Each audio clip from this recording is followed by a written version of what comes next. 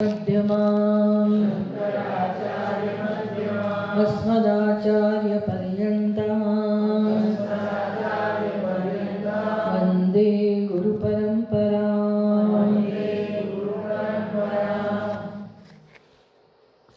દક્ષિણામૂર્તિ ભગવાનનું 19મું નામ 19 નામ થઈ ગયા છે. 20મું નામ ઓમ ભક્તકોક દિવાકરાય નમઃ.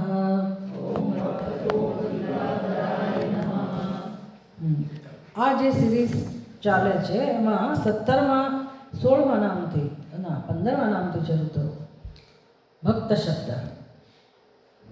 ઓમ ભક્ત જ્ઞાનાબ્ધિ શીતાંશવે નમઃ. ઓમ ભક્તાજ્ઞાન તૃણાનલાય નમઃ.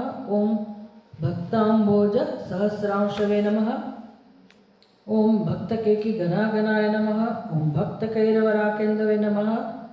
અને ભક્ત કોક દિવાકરાય. બહુ સુંદર આ દક્ષિણામૂર્તિ ભગવાનના નામ કે જેમાં ભક્તને જુદી જુદી ઉપમા આપવામાં આવી છે અને એની સાથે દક્ષિણામૂર્તિને ઉપમા આપવામાં આવેલી છે. ભક્ત જ્ઞાનાબ્ધિ શીતાંશવે નમઃ એટલે જે ભક્ત માટે, ભક્તના જ્ઞાન માટે, ભક્ત તો ખરો પણ જે જ્ઞાની ભક્ત છે, જિજ્ઞાસુ ભક્ત છે, એ બહુ મહત્વનું વસ્તુ છે. એટલે ગીતામાં ભગવાન ચતુર્વિધાઃ ભજન્તેમાં જનાઃ સુકૃતોનો અર્જુનઃ. ભગવાન કહે છે કે 4 પ્રકારના મનુષ્યો મારી પાસે આવે છે અને ભગવાન બધાને પ્રેમથી ભક્તનો એક હોદ્દો આપે છે, સ્ટેટસ આપે છે કે એ લોકો મારા ભક્ત છે. ભલે એ આર્ત ભક્ત હોય, આર્તો જિજ્ઞાસુ અર્થાર્થી અને જ્ઞાની. તેષામ જ્ઞાની વિશેષ. ભગવાન કહે છે કે આ 4 પ્રકારના ભક્તો ખરેખર કંઈ આર્ત ભક્ત અને અર્થાર્થી ભક્ત, મોટાભાગના લોકો આર્ત અને અર્થાર્થી જ હોય. એટલે મનુષ્યના જીવનમાં અર્થ અને કામનો પુરુષાર્થ વગર કહે હોય છે. પણ જે લોકો એ અર્થકામના પુરુષાર્થમાં પણ દુઃખી થઈ જતા હોય છે. હવે એવું નથી કે કોઈકનું પ્રારબ્ધ એવું હોય એટલે દુઃખી થાય. વેદાંતના વિદ્યાર્થીએ આ વસ્તુ સમજવાની છે કે અજ્ઞાન હોય ત્યાં દુઃખ હોય જ. એટલે જગતમાં સર્વત્ર દુઃખાલયમ એવું ભગવાને કહ્યું. જીવ માત્ર દુઃખી હોવાનો. એને અક્કલ નથી કદાચ કે આ મારું દુઃખ છે એવું એ જાણતો નથી. જેમ દારૂડિયો દારૂ પીને ગમે ત્યાં ગટરમાં પડેલો હોય તેને એવું ના લાગે કે હું ખોટી દશામાં છું. એના જેમ દુઃખી લોકો સમજતા નથી કે આ મારું દુઃખ છે. એ કશાકમાં આધાર લઈ અને પોતાની જાતને સ્વસ્થ રાખવાનો પ્રયાસ કરે છે મોટાભાગના મનુષ્યો. એટલે જેમ કહું ડાયવર્ટ કરે પોતાના મન બુદ્ધિને અને પોતાના બધા બુદ્ધિવાન સમજે કે કેમ જીવન જીવવાનું હોય એવું રાખતા હોય. એટલે મૂળમાં તો અજ્ઞાન છે જ.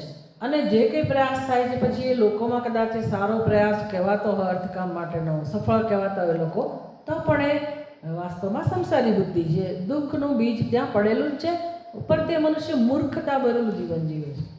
પોતાનું અજ્ઞાન દૂર કરવા માટે જીવનનો ઉપયોગ નથી કરતો. એ તો કોઈ એના પૂર્વના પુણ્ય હોય એટલે એને બધો ભોગ મળી રહેતા હોય, પણ એનો અર્થ એવો નહીં સમજવાનો કે મનુષ્ય સફળ છે. મૂર્ખ જ છે. શાસ્ત્રની દૃષ્ટિએ મનુષ્ય મૂર્ખ છે. એટલે ભગવાન કહે છે કે ભલે જીવનમાં અર્થકામના પ્રયાસમાં પુરુષાર્થમાં નિષ્ફળતા મળે, પણ જ્યારે મનુષ્ય ભગવાનનું શરણ લે, પોતાની કામનાની પૂર્તિ માટે, ઈચ્છાની પૂર્તિ માટે, પોતાના ધ્યેયની પૂર્તિ માટે, સાંસારિક ધ્યેયની પૂર્તિ માટે પણ સકામ, એટલે પોતાની ઈચ્છા પૂરી કરવા માટે ભગવાનનું શરણ લે, તો પણ ભગવાન એને ભક્ત કહે છે. શરૂઆતમાં આર્ત ભક્ત અને અર્થાર્થી ભક્ત. કે ભાઈ આ દુઃખી છે આ મનુષ્ય. જે મનુષ્ય દુઃખી છે અને ભગવાનના શરણે જાય છે. દુઃખી મનુષ્યો તો ઘણાય છે પણ એ ગમે તે શરણે જતા હોય. મેં કોઈ વ્યસનના શરણે જાય, ખોટા કામ કરતા હોય, પણ એને ભગવાનનું શરણ લેવાનું ના સૂઝે. એટલે જે જીવ ભગવાનના શરણે જાય છે એને ભગવાન આવકારે છે.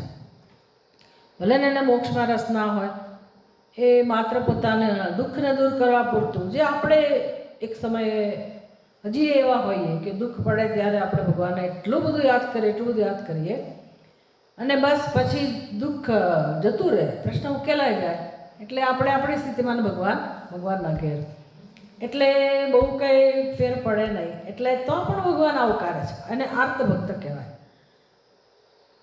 અર્થાર્થી ભક્ત આ બધું સંસ્કાર હોય તો આપણે કોઈક રીતે ભગવાનના શરણે જઈએ. એટલે નાનપણથી જ આપણને ખબર હોય કે પરીક્ષામાં પાસ થવું છે તો ચલો ફલાણા ભગવાનની માનતા માની, હનુમાનજીની માનતા માની, સોમવાર કર્યો, ફલાણું કર્યું. એટલે આ બધું અર્થાર્થે આપણું ધ્યેય પૂરું કરવા માટે, તો એને વાંધો નથી. કારણ કે ભગવાનને ખબર છે કે આ મારા શરણે આવ્યો એટલે હવે એ કોઈક રીતે આગળ વધશે. આપણને એટલો જ રસ હોય, ભાઈ પરીક્ષામાં પાસ થઈ જઈએ, નોકરી મળી જાય, ફલાણું મળી જાય, લગ્ન થઈ જાય, બાળકો થઈ જાય, એટલા પૂરતું આપણે ભગવાનનું નામ લઈએ, મંદિરે જઈએ એને જે કરતા હોય કરીએ. એને અર્થાર્થી ભક્ત કહેવાય. તો ભગવાન એને શરણો ભક્તની કેટેગરીમાં મૂકે છે. 4 પ્રકારના ભક્તો. પણ પછી એ માણસ આગળ જ ના વધે તો હવે એ માણસની જવાબદારી છે. પણ ભગવાને તેને ભક્ત કહો. ભગવાનને પ્રિય કોણ છે? તો કે ભાઈ આ ભક્ત વિકાસ પામે અને ધીરે ધીરે પોતાની મૂળભૂત ઈચ્છાને જાણે કે જે ભગવાન આટલા વખત સુધી આપણને દુઃખમાંથી છોડાવતો આવ્યો છે, તો એ ભગવાન ખરેખર ક્યાં છે? એ કરતા હરતા છે તો મારા જીવનની સંભાળ રાખનાર પણ એ છે. તો હું એનામાં રસ લઉં, ભગવત તત્વને જાણવામાં રસ લઉં. ભગવાનનો ખાસ કરીને તો ઉપદેશ, જે ભગવાન મારા ઉપર ઉપકાર કરે છે એ ભગવાનનો ઉપદેશ શું છે? કેવી રીતે અર્જુન વગેરે ભક્તો, કેટલાય ભક્તો ભાગવતની અંદર આ બધા ભગવાનના ઉપદેશથી મુક્ત થયા દુઃખમાંથી હંમેશ માટે. તો હું પણ આ નાના દુઃખમાંથી મુક્તિ થવા માટે કે નાની અનેક પ્રકારની ઈચ્છાની પૂર્તિ માટે જે ભગવાનના શરણે જાઉં છું, એની બદલે જો કાયમી ઉકેલ મળતો હોય દુઃખમાંથી મુક્ત થવાનો અને એ ઉપદેશ સિદ્ધ જ હોય, ભલે અત્યારે આપણી સમક્ષ ભગવાન ના હોય પણ ભગવાનનું વાંગમય રૂપ હોય, ભગવદ્ ગીતા છે કે શ્રીમદ ભાગવત છે, એવા ગ્રંથો, એનો હું લાભ લઉં અને હું હંમેશ માટે દુઃખમાંથી મુક્ત થઉં. આવું જે જિજ્ઞાસુને, જે ભક્તને આવો રસ પડે છે, એ રસ પડવો બહુ મોટી વસ્તુ છે. એ એકવાર જો એ રસ પડે કે મારે ભગવાનનો ઉપદેશ સમજવો હોય, પછી લગભગ એ જીવ બહાર આવી જ ગયો સમજી લો. પછી એ ભગવાન એને મુક્તિ આપે છે, એમાં કોઈ પ્રશ્ન જ નથી. અને દુઃખ જાય. સૌથી પ્રત્યક્ષ જો આપણને પ્રમાણ જોઈતું હોય તો એ જીવ દુઃખમાંથી મુક્ત તરત જ થાય છે, ક્ષણે ક્ષણે. અને એને જ્ઞાનમાં રસ પડે છે. જ્ઞાનમાં રસ પડવો એટલે ભગવાનની સાથે નજીક જવું. અને સાથે સાથે જ્યારે આવો સત્સંગ પ્રાપ્ત થાય ત્યારે એને સમજ પડે છે કે ભગવાન પ્રાપ્ત કરવાની વસ્તુ નથી, દુઃખ સુખ મેળવવાનું નથી, દુઃખ અજ્ઞાનમાંથી જન્મેલું છે, દુઃખ સત્ય નથી અને એને દૂર કરી શકાય છે. કેવી રીતે? અજ્ઞાન દૂર થાય તો દુઃખ દૂર થાય. અજ્ઞાન કેવી રીતે દૂર થાય? જ્ઞાન પ્રાપ્ત કરીએ ત્યારે. આ બધા સમીકરણો જેને બરાબર સમજાયા છે એને જ જ્ઞાનમાં રસ પડે. બાકી આપણે ઘસડીને લાવીએ પણ કંઈક બહુ કામ સિદ્ધ થતું નથી. એટલે અંદરથી જ્યારે તરસ લાગે, સમજાય બધી વસ્તુ, સીધો સંબંધ સમજાય કે મારા કોઈ પણ પ્રકારના દુઃખને, કોઈ પણ પ્રકારની સમસ્યાને સીધો જ અજ્ઞાન સાથે સંબંધ છે. અને એ અજ્ઞાનમાંથી મુક્ત થવાનો ઉપાય એક દુઃખ જ છે. અને દુઃખ અજ્ઞાન દૂર કરવાનો, દુઃખ દૂર કરવાનો ઉપાય અજ્ઞાન જ છે, અજ્ઞાન દૂર કરવાનો ઉપાય જ્ઞાન જ છે. અને એ છે આત્માનું જ્ઞાન.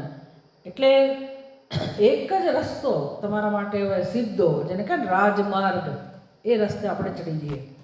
ત્યાં સુધી જીવનું ઠેકાણું પડતો જ નથી. અહીં જાય, ત્યાં જાય, આ કર્યું, તે કર્યું, ચાલ્યા જ કરે. એટલે આ ક્લેરિટી આવતા જ જન્મો નીકળી જાય છે.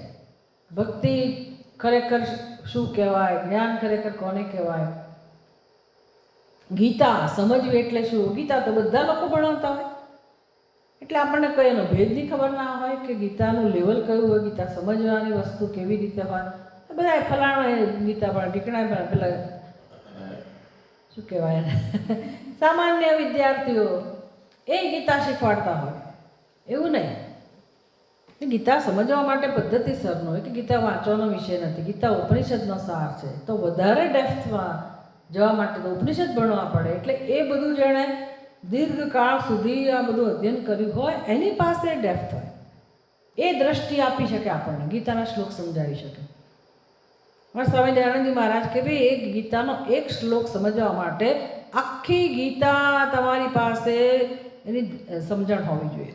આખી ગીતા તમે બરાબર એ કર્યા હોય, ભાષ્ય સાથે એનું સરસ રીતે અધ્યયન કર્યું હોય તો તમને એક શ્લોક તમે સમજાવી શકો. અને આખી ગીતા ક્યારે તમે જાણી શકો? જ્યારે ગીતાના બધા જ શ્લોકને તમે સારામાં સારી રીતે સમજ્યા હો તો સમગ્ર ગીતા શીખ્યા કહેવાય. અને એક શ્લોક સમજવા માટે આખી ગીતા સમજવા માટે દરેક શ્લોક આ પ્રકારનું દર્શન છે, ગીતા દર્શન. અને કેટલી એની ઊંડાઈ છે. એટલે આ બધું ક્યાંથી મળે, કેવી રીતે મળે, કેવી રીતે આપણે શીખી શકીએ જીવનમાં, આવી ખબર જ નથી હોતી લોકોને. એટલે એને બધું આમ કે ને એક જ લાકડી બધાને અંકારવાના. એ કહેવત છે ને કે એક લાકડી તમે બધાને, ગાયને ભેંસને બકરાને બધા, એવું ના હોય. એટલે આ બધી સમજ આવતા લોકોને બહુ વાર લાગતી હોય છે. એટલે એનું જે મૂલ્ય હોવું જોઈએ એ બધું કોને સમજાય? જિજ્ઞાસુ, કે મારે સાચા અર્થમાં ગીતા જાણવી છે, નહીં કે ખાલી આમ આપણને અમુક આવડી ગયું, અમુક જગ્યાએ સાંભળી લીધું, અમુક જગ્યાએ વાંચી લીધું, એવા વિષય જ નથી. પદ્ધતિસરનું જેને શિક્ષણ પ્રાપ્ત કરવું છે. એક એક શ્લોક એટલે એ જ્ઞાન જે છે ગીતાનું જ્ઞાન એ આપણું પોતાનું જ્ઞાન બને એવી જેને ઈચ્છા હોય. અને આ ઈચ્છા ત્યારે જ જન્મે જ્યારે સમજાય કે પરમાત્મા જાણવાની વસ્તુ છે, મોક્ષ પ્રાપ્ત કરવાની વસ્તુ નથી, મોક્ષ સિદ્ધ જ છે. અને કેવી રીતે અજ્ઞાનને દૂર કરવાનું. આવો જે ભક્ત છે, ભગવાન એટલો ખુશ થાય છે આવા ભક્તને જોઈને અને એને નામ આપે છે જિજ્ઞાસુ ભક્ત. પછી એ જિજ્ઞાસુ ભક્ત છે એમાં પરિણમે જ્ઞાની ભક્તમાં. જ્યારે એને પોતાના સ્વરૂપ સમજાય ત્યારે જ્ઞાની ભક્ત કહેવાય. અને ભગવાનને ભક્ત વચ્ચે પછી કોઈ ભેદ રહેતો નથી. આ જ્ઞાનની પરાકાષ્ઠા છે. તો આ બધા ભક્તના જે લક્ષણો છે એ કેવો ભક્ત છે? જિજ્ઞાસુ. જિજ્ઞાસુ સમજવાનું. કારણ કે દક્ષિણામૂર્તિ ભગવાન કોને પ્રિય હોય? જિજ્ઞાસુને જ પ્રિય હોય. પેલા અર્થકામીને પ્રિય ના હોય. કારણ કે દક્ષિણામૂર્તિ ભગવાન કશું આપતા જ નથી. એના માટે તમારે ચંડિકા, હનુમાનજી, ફલાણા અનેક દેવી દેવતાઓ છે. એ બધા દેવી દેવતા પાસે જાઓ તો તમને બધું મળે. દક્ષિણામૂર્તિ ભગવાન આત્મજ્ઞાન પ્રદાતા. એમની પાસે ખાલી આત્મજ્ઞાન જ છે, બીજું કશું નથી.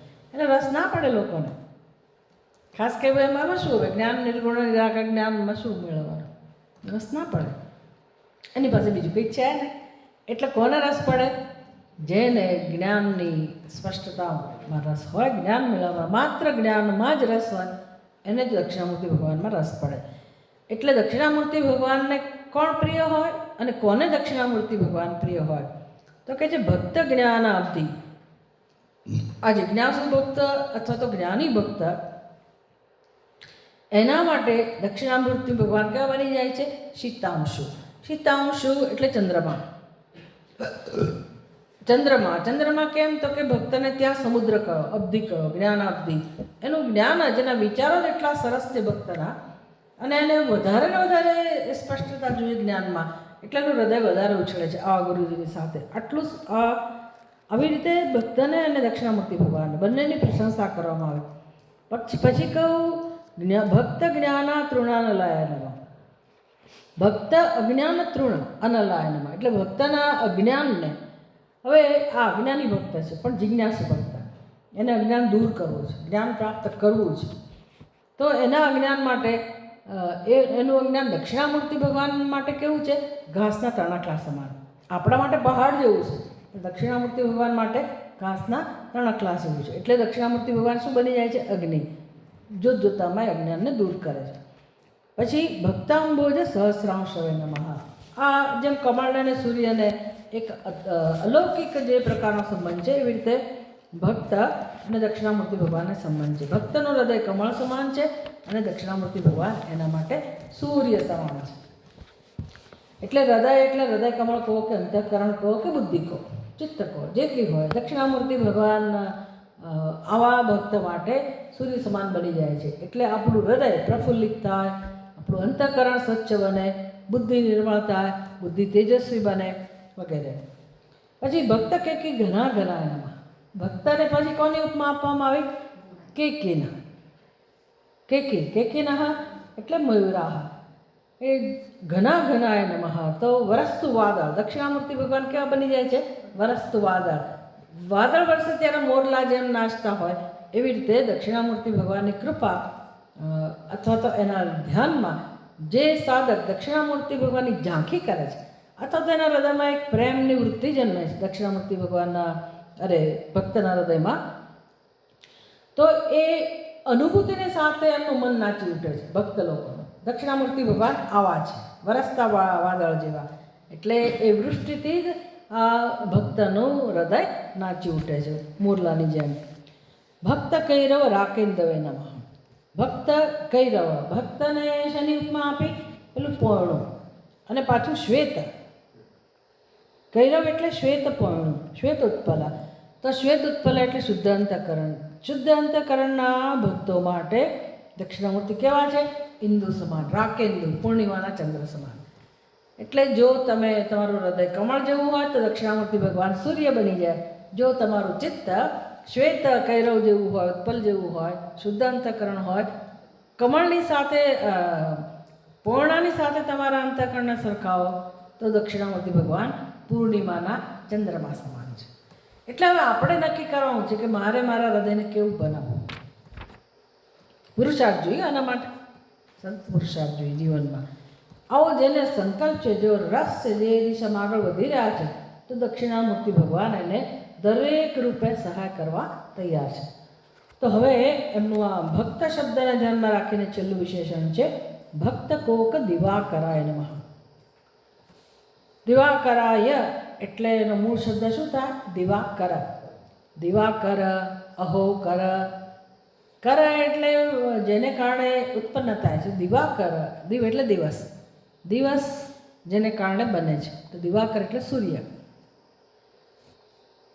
કોના માટે દક્ષિણામૂર્તિ ભગવાન સૂર્ય સમાન છે? તો કે સૂર્યને અને કોઈક પક્ષીને એ પ્રકારનો સંબંધ છે.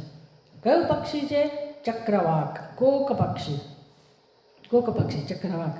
અહીંયાનો અર્થ ચક્રવાક કર્યો છે. હવે એક કયું નક્ષત્ર છે?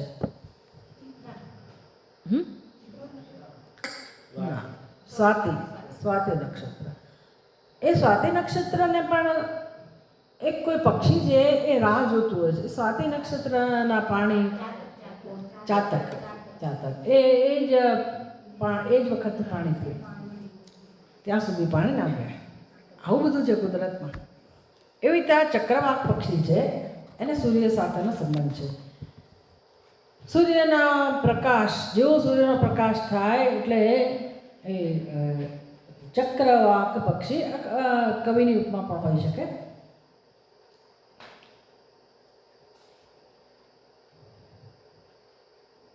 એની રાહ જોતું હોય સૂર્યોદયની. તો ભક્ત કોક, જે ભક્ત, ભક્તને અહીંયા કોક પક્ષી સાથે સરખાવ્યો. ભક્ત એવ કોક અર્થાત ચક્રવાક અર્થાત પક્ષી. ચક્રવાક નામનું જે પક્ષી છે એને સંસ્કૃતમાં કોક કહ્યું. આપણે ગુજરાતીમાં ચક્રવાક કહીએ છીએ, સંસ્કૃત શબ્દ પણ ચક્રવાક છે. ભક્ત એવ કોક અર્થાત પક્ષી. તસ્ય આવા ભક્ત માટે દિવાકર, દક્ષિણામૂર્તિ ભગવાન દિવાકર, સૂર્ય, સૂર્ય સમાન છે, દિવાકર સમાન છે. તસ્મૈ નમઃ, એવા દક્ષિણામૂર્તિ ભગવાનને નમસ્કાર. ભક્ત ચક્રવાક સૂર્યોદયમ અભિકાંક્ષતિ ઇતિ કવિ સમય. કવિ સમય, કવિની આ કલ્પના છે કે ભાઈ ચક્રવાક પક્ષી છે એ હંમેશા સૂર્યોદયની રાહ જોતું હોય છે.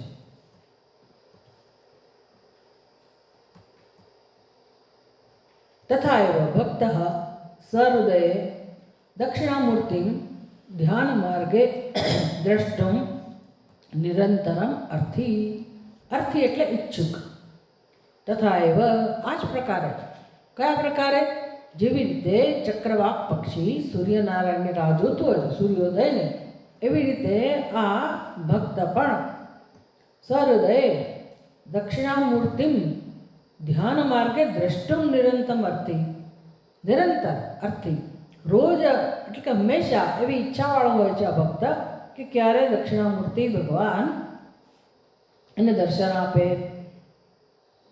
આ એનું ધ્યાન કરતો હોય અને એની ઈચ્છા હોય કે દક્ષિણામૂર્તિ ભગવાન કોઈક રીતે મને એના હૃદયમાં પોતાના હૃદયમાં દક્ષિણામૂર્તિ ભગવાન મને દર્શન આપે, ઝાંખી કરાવે. એ રાહ જોઈ રહ્યો છે પેલા પક્ષીની જેમ. અવશ્યમ ઉદેતી ચક્રવાક દુઃખમ અપનુદતી ચ. હવે ચક્રવાકને કે પછી પેલા કોઈ બીજા પક્ષીને એની વિશેષતા શું છે? તો કે જબરજસ્ત વિશ્વાસ કે સ્વાતિ નક્ષત્ર આવશે અને એનું જે જળ મને મળશે એ હું પ્રાપ્ત કરીશ અને મારું દુઃખ જતું રહેશે. એવી રીતે ચક્રવાક પક્ષીને પણ સંપૂર્ણ શ્રદ્ધા છે કે સૂર્ય ઉગશે જ. આ બધી વસ્તુઓ કેવી છે? આવું બનશે જ. બીજા બધામાં આપણને કામ થશે કે નહીં, થશે કે નહીં કે ખાતરી નથી, પણ સૂર્યનારાયણ ઉગશે જ. ભલે ને કન્ટિન્યુઅસ વરસાદ આવતો હોય, દેખાતું ના હોય વાદળાને કારણે સૂર્યનારાયણ, પણ આપણને ખબર હોય કે એક દિવસ એવો આવશે કે આપણને દર્શન થશે, કારણ કે સૂર્યનારાયણ ઉગે જ છે. એટલે આવો વિશ્વાસ ચક્રવાક પક્ષીને જેમ છે એમ આ ધ્યાન કરી રહેલો ભક્ત. તથા ભગવાન દક્ષિણામૂર્તિ ભક્તસ્ય હૃદયે આવિર્ભૂય. જે જિજ્ઞાસુ છે, જે દક્ષિણામૂર્તિ ભગવાનનો ભક્ત છે, એને પરમ શ્રદ્ધા છે કે મારા હૃદયમાં દક્ષિણામૂર્તિ ભગવાન પ્રગટ થશે. અજ્ઞાનતમઃ અપનેશ્યતિ ઇતિ. એટલે દક્ષિણામૂર્તિ ભગવાનનું પ્રાગટ્ય શેના માટે હોય? દક્ષિણામૂર્તિ ભગવાન મેં કહું એમ બીજું કશું ના આપે. એનું એક જ કામ છે, સૂર્યની જેમ પ્રકાશો. સૂર્ય પ્રકાશવા દ્વારા શું કામ કરે છે? જગતનો અંધકાર દૂર કરે છે. એમ દક્ષિણામૂર્તિ ભગવાન આપણા હૃદયમાં પ્રકાશવા દ્વારા એક જ કામ કરે છે. શું કામ કરે છે? અજ્ઞાન દૂર કરે છે, દુઃખ દૂર કરે છે. ભૂલી જવાનું શું દૂર કરે છે? હવે જિજ્ઞાસુને દુઃખ દૂર થાય એમાં રસ ના આવે. એટલે સંસાર દુઃખ દૂર થઈને રાહ જોઈને બેઠો, કારણ કે એને હજી મૂળ સુધી ગયો નથી, એને ખબર નથી. એટલે અત્યારે આ ક્ષણે મને જે દુઃખ છે ને બસ ભગવાને દૂર કર. એનો વાંધો નથી, ભલે આપણે પ્રાર્થના કરીએ, કોઈ એમ નથી કહેતું કે તમે પ્રાર્થના ના કરો અને ભગવાન દૂર ના કરે એવું નથી. પણ જે બુદ્ધિમાન, હવે જે મનુષ્ય થોડોક મોટો થયો, ભક્ત જે મોટો થયો, એને એટલી તો ખબર પડવી જોઈએ કે ભાઈ હવે દુઃખ દૂર કરવાની પ્રાર્થના કરવા કરતાં દુઃખ હંમેશ માટે દૂર થાય એવી પ્રાર્થનાની જરૂર છે. એટલે એને એટલી ખબર પડવી જોઈએ, સમજાઈ જવું જોઈએ કે દુઃખનું કારણ અજ્ઞાન જ છે, એમાં કોઈ શંકા નથી. એટલે પછી હવે જરા તરા ઉપરથી દુઃખ દૂર કરવાની જરૂર નથી. એના માટે કંઈ સમય વ્યર્થ બગાડવાની જરૂર નથી. એ માણસ લાગેલો જ રહે છે. એને એક જ રસ હોય છે, એક જ પુરુષાર્થ હોય છે કે મારું અજ્ઞાન કેમ દૂર કરવું. જો આ નિશ્ચય જ્યારે બુદ્ધિમાં જન્મે છે કે બધા જ દુઃખનું કારણ અજ્ઞાન છે, મારે અજ્ઞાનમાંથી મુક્ત થવું છે, આવો નિશ્ચય જેને જન્મે છે એને લગભગ હવે કોઈ દુઃખ સ્પર્શતા નથી. એનાથી સ્પર્શાય ખંખેરી શકે છે, કારણ કે મૂળ કારણ અજ્ઞાન જ છે. બાકી બધું જે છે એનું પરિણામ જે છે એને પ્રારબ્ધ પ્રમાણે જે થવાનું એ થાય. કેટલાક દુઃખ ભોગવે જ છૂટકો, તો એ ભલે ભોગવાતા, પણ હું હવે ભોગતાય નથી, એમાંથી એને મુક્ત થવું છે. અને બાકી હવે અજ્ઞાન દૂર થવાથી મને મારો જે સંચિત કર્મો છે એ મને ત્રાસ નથી આપવાના. આગામી કર્મોમાંથી મારે મુક્ત થઈ જવાનું. પ્રારબ્ધ તો જ્ઞાનીને ભોગવવું પડે, બધાને ભોગવવું પડે, પણ હું ભોગતા જ નથી. એ જ્યારે જ્ઞાન થાય તો પછી એ જરા તરા પીડા આ તે એ બધાનું કંઈ બહુ મહત્ત્વ નથી રહેતું. આમ હોય કે તેમ હોય, અને એ પ્રાર્થના કરી શકે કે ભગવાન આ સહન કરવાની શક્તિ આપો વગેરે જે કંઈ હોય, એની દવા કરવાની હોય, જે એનો વ્યવહારિક સ્તરે જે ઉપાય કરવાનો બધો કરે.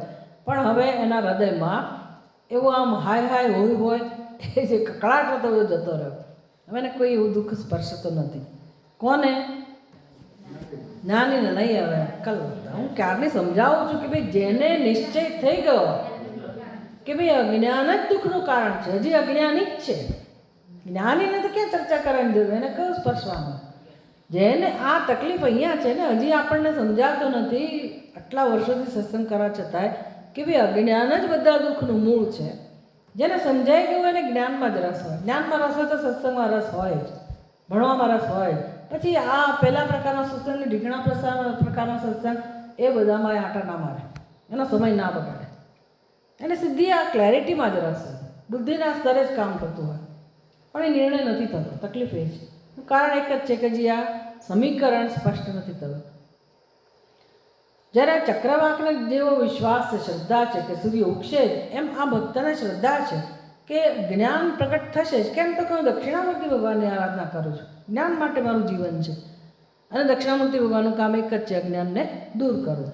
અને અજ્ઞાન જ્યારે દૂર થાય ત્યારે, પણ બધા દુઃખનું કારણ અજ્ઞાન જ છે એવું સમજાઈ ગયું એટલે બીજા બધા દુઃખથી એ પ્રભાવિત થતો નથી.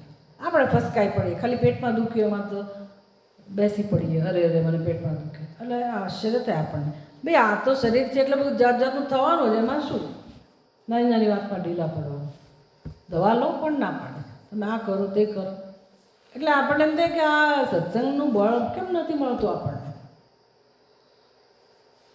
એટલે તો શરીરનો ધર્મ છે, નાના મોટા પ્રોબ્લેમ થવા તો એમાં ક્યાં સુધીને વળગીને આપણે એ કર્યા કરા. દવા લેવી તો લો, સૂઈ જવું, જે કરવું એ કરો, એનો વ્યવહારિક સ્તરે ઉપાય હોય. પણ મૂળ જે અજ્ઞાન છે એ અજ્ઞાનને દૂર કરવા માટે આપણું જીવન છે. અને અજ્ઞાન તો જ દૂર થાય, જ્ઞાન પ્રાપ્ત થાય તો. એટલે હવે એ પોતાના જીવનનો કિંમતી સમય બીજી જગ્યાએ ના જ વાપરે, એને ખાલી અજ્ઞાનની નિવૃત્તિમાં જ રસ હોય. તો એ દક્ષિણામૂર્તિ ભગવાનના ચરણોમાં જાય અને પ્રાર્થના કરે, અને એના મનમાં વિશ્વાસ છે કે દક્ષિણામૂર્તિ ભગવાન મને મદદ કરશે. હૃદયે આવિર્ભૂય અજ્ઞાનતમ અપનેશ્યતિ, એ હૃદયમાં પ્રગટ થઈ અને મારું અજ્ઞાન દૂર કરશે જ, આવી એને ખાતરી છે.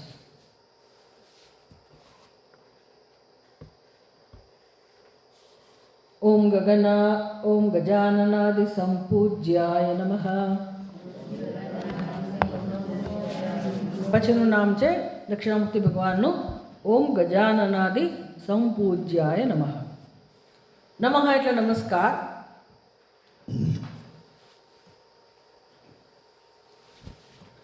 હવે જેના જીવનનું ધ્યેય નમસ્કાર બની ગયું છે, ખાલી બે હાથ જોડે નમસ્કાર કરવું એ નહીં, પણ નમસ્કાર એટલે અજ્ઞાનને કારણે જેને હું મારું મારું કહું છું, કહેતા આવ્યા હતા પણ હવે સમજાયું કે મારું નથી, તો કેમ એ ટેવમાંથી મુક્ત થવું. ન મે ઇતિ નમઃ. અને ઓમકાર ભગવાનનું નામ છે. ગજાનનાદિ સંપૂજ્ય, મૂળ નામ થયું સંપૂજ્ય. પૂજ્ય એટલે પૂજા યોગ્ય, સંપૂજ્ય એટલે જે સારી રીતે પૂજાને યોગ્ય છે તેને સંપૂજ્ય કહેવાય. એ કોણ છે? ગજાનન આદિ સંપૂજ્ય. તો હવે સમાસ કેવી રીતે છૂટો પડે? ગજાનન આદિ યેષામ તૈઃ ગણાધ્યક્ષૈઃ નંદીશ્વરાદિભિઃ સમ્યક પૂજ્યતે દક્ષિણામૂર્તિ શિવ તસ્મૈ નમઃ. આવા દક્ષિણામૂર્તિ ભગવાનને નમસ્કાર, જે વાસ્તવમાં શિવ સ્વરૂપ છે. દક્ષિણામૂર્તિ શિવ, શિવનો જે અવતાર છે તેવા દક્ષિણામૂર્તિ ભગવાન, જેની પૂજા શિવ સ્વરૂપે કોણ કરે છે? નંદીશ્વરાદિભિઃ. નંદી ઈશ્વર આદિભિઃ. નંદી ગણનો જે સમૂહ છે, ગણના જે પ્રમુખ છે નંદી. ગણાધ્યક્ષૈઃ. ગજાનન આદિ, જેમાં આદિ ગજાનન છે. આપણે ગુજરાતીમાં આદિ શબ્દથી શું કહીએ? વગેરે વગેરે એટસેટ્રા. સંસ્કૃતમાં આદિ શબ્દનો અર્થ શું થાય? આદિ એટલે જે બિગિનિંગમાં છે, જે શરૂઆતમાં છે. જેમ આકાશ આદિ એવું આપણે કહીએ તો ખાલી તમે વગેરે વગેરે એટલે શું ગમે તેનો સમાવેશ કરાય? તો કે ના, એ કઈ કેટેગરીની વાત છે? આકાશ આદિ એટલે 5 મહાભૂત. 5 મહાભૂતમાં પહેલું કોણ છે? તો કે આકાશ.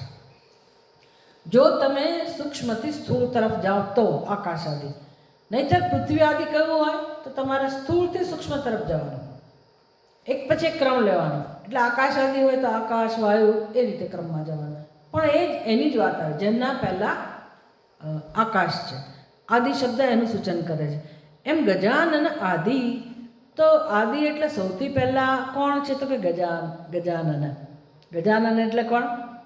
ગણપતિ. ગણપતિ આદિ છે, ગણપતિના લીડર છે, પ્રમુખ છે. તો કોના પ્રમુખ હોય? ભગવાનના જે આજુબાજુ એમના પરિવારજનો હોય, ગણો હોય એના. તો એવા જે ગણાધ્યક્ષ છે, જે એવા કેટલા બધા ગણાધ્યક્ષ હોય. ભગવાનના ઘણાય ગણ છે, પ્રમથ ગણ હોય, મરુદ ગણ હોય, ફલાણે કેટલા બધા ગણો હોય સમૂહો, અને એના બધા અધ્યક્ષ હોય. એ બધા અધ્યક્ષમાંય પહેલા અધ્યક્ષ એટલે કોણ? ગજાનન, ગણપતિ આદિ. એ બધાથી શરૂ કરીને, ગણપતિથી શરૂ કરીને બધા જ અધ્યક્ષો નંદીશ્વર આદિભિ, આ બધા અધ્યક્ષો વડે જેની સારી રીતે પૂજા થાય છે તેવા દક્ષિણામૂર્તિ ભગવાનને નમસ્કાર. ભક્ત એવ ભાવનયા સ્વયં શિવગણ ગણનાયક વા ભૂત્વા શિવમ અર્ચયેત. તેમાં આપણે શું શીખવાનું? ભાઈ ગણપતિ પૂજા કરે બરાબર છે, પણ આપણે આ નામથી શું શીખવાનું? તો કે તમે પણ ભક્ત બનો એના જેવા. ગજાનન, બીજા બધા ગણના અધ્યક્ષ છે, અને બધા ગણો જે પ્રકારે ભગવાનના ભક્ત છે એવી રીતે તમે એવી ભાવનાથી ભગવાનના શ્રેષ્ઠ ભક્ત બનો. ભક્ત એવ સ્વયં શિવગણ, જાણે કે આપણે જ શિવનો ગણ છીએ. શિવના ગણ પોઠીઓ બનો ભાઈ ભગવાનના પોઠિયાનો જોયું તમે કે એ શિવજી સાથે કેવો સંબંધ હોય છે? શિવજીના મંદિરમાં પોઠીઓ હોય, નંદી, પછી પેલો કાચબો પણ હોય. એ બધાને કેવો સંબંધ હોય શિવજી સાથે? એક જ કામ, ભગવાનની સામે બેસી રહો, બીજી કંઈ માથાકૂટ નહીં. કોણ આવ્યું, કોણ ગયું, ભગવાને કોને કેટલું માન આપ્યું, કોની સાથે વાત કરી. કેટલા આવતા છે ને ભક્તો ભગવાનની આજુબાજુ. પોઠીઓ શું કરે? કશું ના કરે. મહાદેવજી આમ જાય તો એ આમ જાય, મહાદેવજી પેલી બાજુ જાય ત્યાં જાય. એનું કામ જ એક જ અનુસરવાનું. પોઠીઓ, નંદી, ભક્ત ક્યાં સુધીનું સ્થાન આપ્યું કે ભાઈ આપણને ખબર પડે કે આપણે એ બેની વચ્ચે ના આવીએ, કોઈ આમ ના જાય. અને પોઠિયાના કાનમાં આપણે તે માન્યતા છે, એના કંઈક જમણા કાનમાં તમે કહો એટલે ભગવાનને સીધું પહોંચી જાય. એ મારું ભગવાન નહીં સાંભળે, એનો ભક્ત છે ને એના કાનમાં કહો તો એ ભગવાનને કહી દે છે કે ભાઈ આને આની જરૂર. કેટલી સરસ બધી માન્યતાઓ છે. એટલે કહે છે કે તમે પણ એવા ભક્ત બનતા શીખો ભગવાનના. ભક્ત એવા ભાવને સ્વયં શિવગણ ગણનાયક હવા, અથવા તો એનો નાયક બનો. ભૂતવા શિવમ અર્ચયેત, આવા બનીને ભગવાન શિવજીની પૂજા કરો. નહીં કે હું કંઈક છું મોટો મહાન ફલાણો ઢીકણો, એવું તો નહીં. ગણની જેમ બનીને તમે ભગવાન શિવજીની પૂજા કરતા શીખો. મનસી ધ્યાયેચ, અને પોઠીઓ શું કરે છે? એ દેખાતો નથી આપણને પૂજા કરતો હોય, પણ ભગવાનનું સાનિધ્ય છોડતો નથી, અને મનથી હંમેશા ભગવાનનું ધ્યાન કરતો હોય છે. તો આપણે પણ મનસી ધ્યાયેચ, આપણને કહે છે કે તમે પણ મનમાં ભગવાનનું ધ્યાન કરતા શીખો. અપીચ ભક્ત ઇતરાન, એટલું જ નહીં, તમારો વ્યવહાર કેવો હોય. ભક્તાન ઇતરાન ભક્તજનાન એતે સાક્ષાત શિવાનુચરા એવ ઇતિ મત્વા સેવામ કુર્વિતા. તમે પોઠિયા પાસેથી એમ નહીં કે હું બેસી જ રહું ભગવાનની પાસે, એવું નથી. એ તો પતી ગયું કે ભાઈ એવા તમે બનો, રાત દિવસ ભગવાનથી. પણ આપણે તો કામ કરવાનું છે ને, તો કામ કરો, વ્યવહાર કરો, જીવન જીવો. તો કેવી ભાવનાથી જીવન જીવો? તો કે બીજા બધા પણ ભગવાનના ગણ છે, નહીં કે હું એક જ ભક્ત છું. બીજા બધાની સાથે કેવી દ્રષ્ટિ હોય? બાંધવા શિવભક્તાશ્ચ માતા ચ પાર્વતી દેવી પિતા દેવો મહેશ્વર બાંધવા શિવ ભક્તાશ્ચ. પછી શબ્દ કયો છે? સ્વદેશો ભુવનત્રયમ, એટલે ત્રણેય લોક આપણું ઘર છે.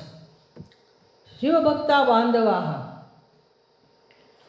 માતા પાર્વતી દેવી, પિતા દેવો મહેશ્વર, બાંધવા શિવભક્તાશ્ચ. એટલે આપણે નક્કી કરવા ના જઈએ કે ભાઈ આ ભક્ત છે કે, પણ સત્સંગમાં આવ્યા હોય તો કમસે કમ ત્યાં તો એવી બુદ્ધિ રહે બધા એકબીજા માટે.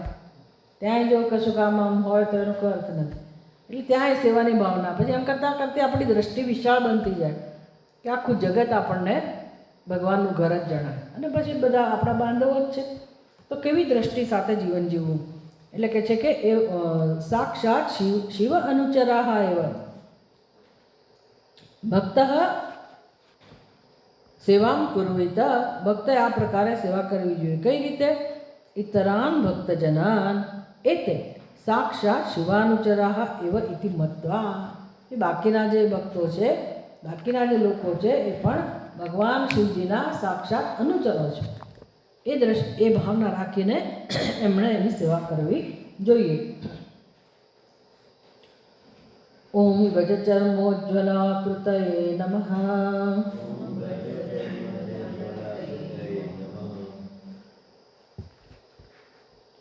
ગજચર્મોજ્જવલા કૃતયે નમઃ.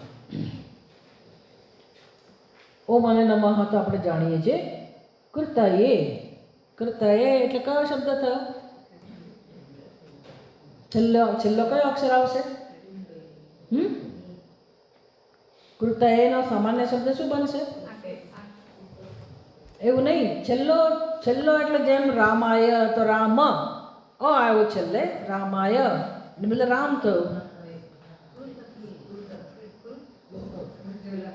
રામાય ક્યાં છે? શિખામણયે એવો શબ્દ હતો, તો શું શબ્દ બન્યો? શું શીખ? તમે બિલકુલ નિર્દોષ છો. મણયેનો મૂળ શબ્દ શું બન્યો?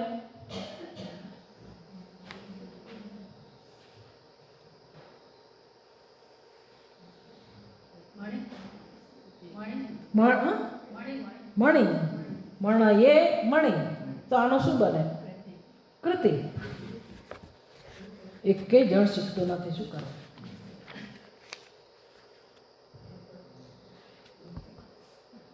કૃતયે તો એમાંથી આપણે છેલ્લા જ અક્ષર જોવાના. હું કે તમને આખો બીજો ઘણો શબ્દ નથી પૂછતી. કૃતયેનું શું બને? તો કે કૃતિ. કૃતિ ઈકારાંત છે, રસ્વ ઈકારાંત. એટલે ભગવાનનું નામ થયું ગજ ચર્મોજ્જવલા કૃતિ. એ શબ્દ છે. આપણું ટાર્ગેટ 21 નામનું જ હતું. ખાલી આમનો આપણે પરિચય મેળવી લઈએ. આ નામનો ગજ ચર્મોજ્જવલા કૃતિ. તો ભગવાનનું કેમ આ નામ પડ્યું? તો એની આખી સ્ટોરી છે.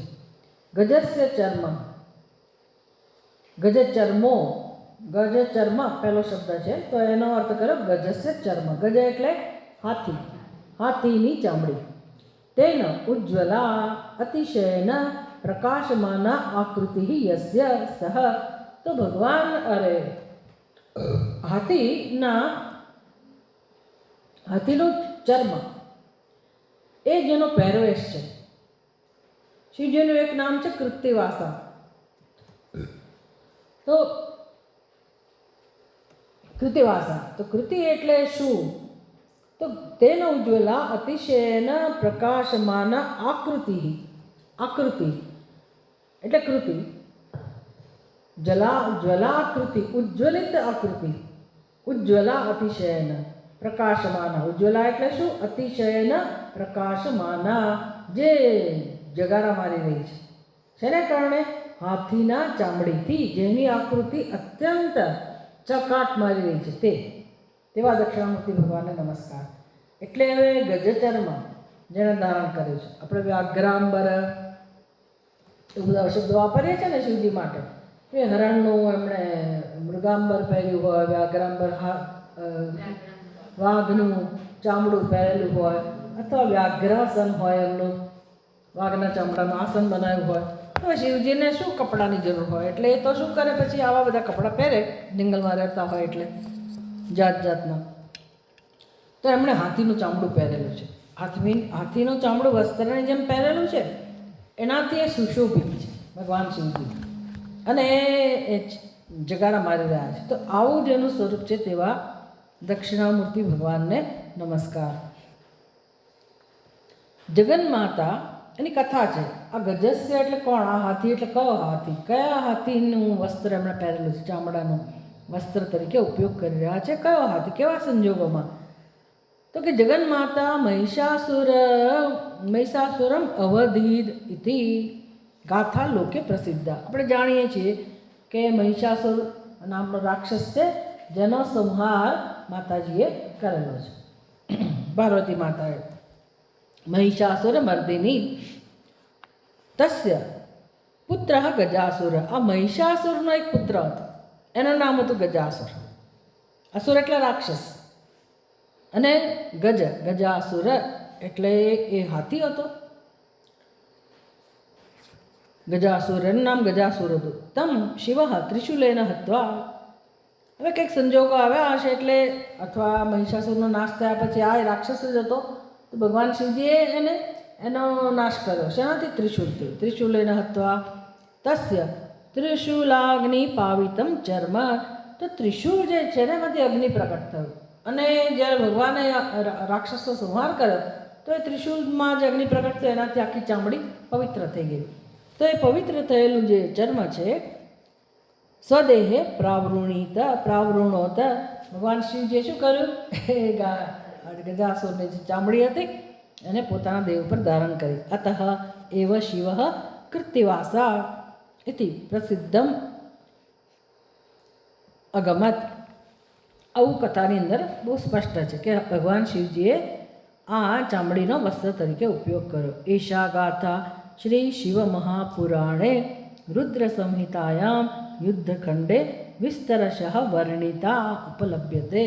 જેનો રસ હોય એ શિવ પુરાણમાં યુદ્ધકાંડની અંદર રુદ્ર સંહિતાની અંદર જોઈ શકે, તો આ કથા એમને ત્યાં આગળ જોવા મળશે. આમ ભગવાન દક્ષિણામૂર્તિ ભગવાનનું નામ છે ગજ ચર્મોજ્જલાકૃતિ.